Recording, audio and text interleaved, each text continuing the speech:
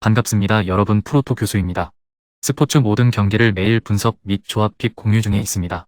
영상에 공개되지 않는 정보들도 정보방에 입장하시면 확인하실 수 있으니 참여를 희망하시는 분들은 영상 하단 고정 링크를 통해서 아무 조건 없이 자유롭게 참여가 가능하니 많은 참여 부탁드리겠습니다. 첫 번째 경기는 독일 대 일본 한번 살펴보겠습니다.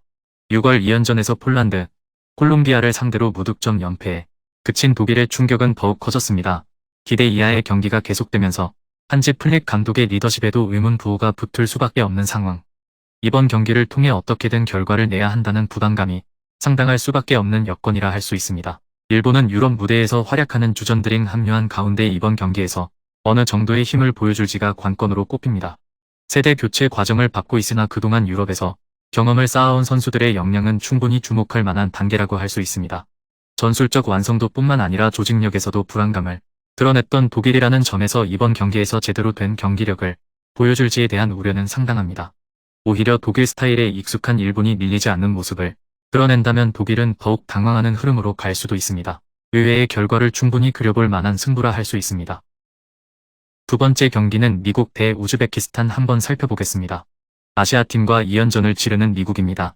주력 전원이 소집된 가운데 안방에서 승부를 갖습니다.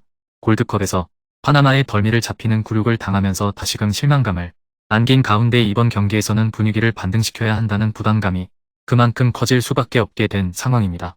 우즈벡은 세르게예프를 제외한 나머지 주력 자원들이 모두 소집된 가운데 미국, 멕시코를 상대로 2연전을 치르는 일정입니다. 조직력과 수비에 초점을 맞추는 접근이 유력해 보입니다. 우즈벡이 아시아권에서는 나름대로 힘을 갖춘 팀이기는 하지만 여전히 세계와의 격차는 상당합니다. 전반적인 짜임새나 결정력에서 앞서는 미국이 주도권을 쥔다면 그에 걸맞은 결과는 충분히 만들어낼 것으로 기대해 볼 만합니다.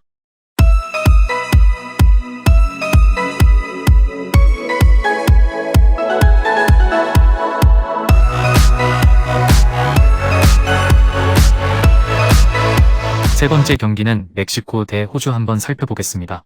세대 교체에 접어들기 시작한 멕시코입니다. 로사노가 빠진 가운데 라울 히메네스 등 나머지 선수들은 부름을 받은 상태. 호주, 우즈벡을 상대로 치르는 두 경기를 통해 조직력을 다지면서 결과를 만들어내는 데 초점을 둘 것으로 보입니다. 6월 2연전에서 에콰도르, 아르헨티나에 잇따라 덜미를 잡히면서 격차를 실감한 호주도 대부분의 주력 자원을 부른 상태다. 연패 과정에서 문제점을 드러낸 수비 라인에서 얼마나 견고한 모습을 보여주느냐가 승부의 관건이 될 것으로 보입니다. 파워 면에서는 상당한 호주지만 빠른 유형의 팀을 만나면 고전하는 경향이 두드러졌던 게 사실입니다.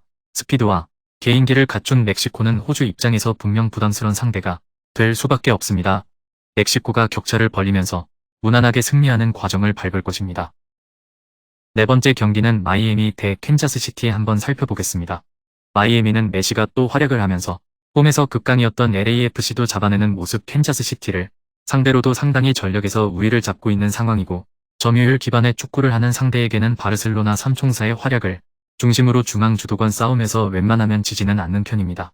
캔자스시티는 점유율이 밀리게 되면 자신들의 플랜이 망가지면서 공격과 수비가 모두 불안해지는 팀, 인터마이애미의 중원 장악력을 생각하면 이번 경기에서도 캔자스시티가 원하는 대로 게임이 풀릴 가능성은 적어 보입니다.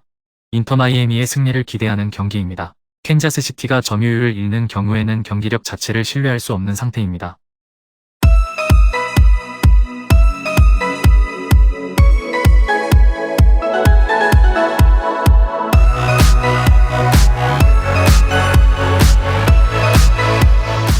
다섯 번째 경기는 미네소타 대 뉴잉글랜드 한번 살펴보겠습니다. 홈에서는 상당히 무승부 비중이 높은 편입니다.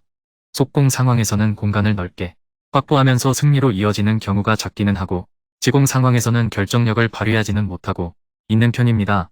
뉴잉글랜드의 특성은 역습을 당하기를 꽤 무서워한다는 점입니다. 결국 이 때문에 원정에서는 상대에게 점유를 좀 내준다고 하더라도 상대의 접근을 최대한 저지하기 위해서 라인을 많이 내리는 편입니다. 뉴잉글랜드의 라인을 내리는 양상을 감안하면 공격 지역에서 공간을 확보하는 것도 어려울 듯합니다. 물론 뉴잉글랜드도 라인을 내리고 버티는 상황에서의 득점력을 보장하기는 어렵습니다. 무승부도 가능성이 더 좋아 보이는 상황입니다. 마지막 여섯 번째 경기는 포틀랜드 대 LAFC 한번 살펴보겠습니다. 포틀랜드는 최근 상당히 득점이 잘 터지고 있습니다. 로스앤젤레스를 상대로도 이는 유효할 것으로 보이고 기동력과 역습을 주무기로 쓰는 팀이라서 로스앤젤레스 같이 라인을 올리고 대응을 하는 팀에게는 상당히 효과가 좋을 가능성이 높습니다. 로스앤젤레스는 인터 마이애미를 상대로 패했습니다. 높은 라인이 문제가 되었고 뒷공간을 내준 상황에서 수비에 걷어내기 실수가 나오면서 메시에게 1대1 찬스를 주는 장면도 있었습니다.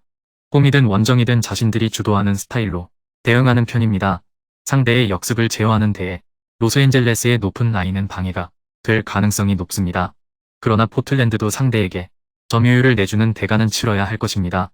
무승부 가능성이 좋아 보이는 상황입니다. 금일 경기들은 이렇게 알아보았습니다.